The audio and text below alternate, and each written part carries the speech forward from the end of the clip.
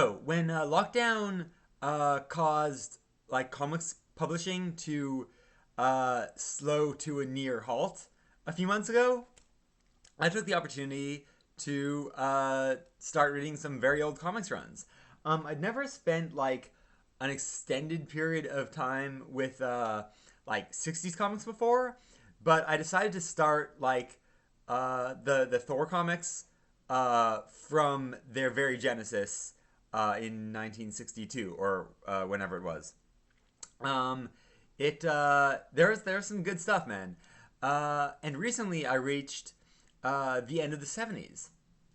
And I got to this point where Thor is trying to like find answers to the mysteries of the vastly powerful alien celestials, and Odin's involvement with them.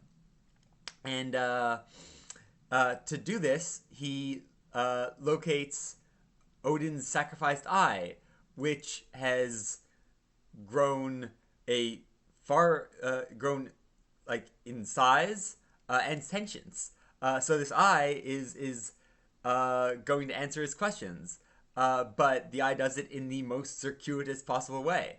Um, because this eye starts by telling Thor of his two previous mortal lives, Thor's previous mortal lives, and those lives were those of Sigmund and Sigmund's son Siegfried from uh, like the ring cycle. That's right. This whole preamble to the answer to Thor's questions is actually a retelling of uh, Wagner's opera, and it's within like the Marvel universe. Like it's explicit canon. Like this happened to Thor in his previous lives until the like, but the like memories were like robbed from him. Um, so yeah, like it's explicit to the point where the title page of each issue uh, credits Wagner.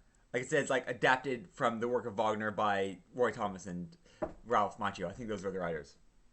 Um, yeah, and I'd say that it begins each issue like that. This goes on for 10 issues. Uh, so I'm trying to like think how it would have been to be picking up this comic monthly in 1980. Just yeah, I'm going to read some Thor comics. Oh, suddenly I'm taking on this operatic adaptation for most of a year. Yeah, it's wild, man. And then like in the issue after that, like it finishes that like adaptation, and then just like answer, and then the eye answers the actual questions in like a few pages, and then Thor goes off and fights the Celestials. It's a good time, but yeah, I was not expecting like such a lengthy adaptation of Wagner in this comic. Like a bit, yeah, like sure. I think I'd even heard about that to some extent, but wow, that went on for a while, and it was a trip. And yeah, later, like in like 2014, I remember reading in 2014 the Loki series of the time, which introduces a character named Sigurd who did a lot of the things that his you know Wagnerian namesake did, but somehow he's a different character because comics and mythology, and when those two get together, things get even more nonsensical, and I love all of it. So yeah, if you ever want to read uh, the Ring Cycle through the lens of the Marvel Universe, the Thor comics of 1980 are where you should go.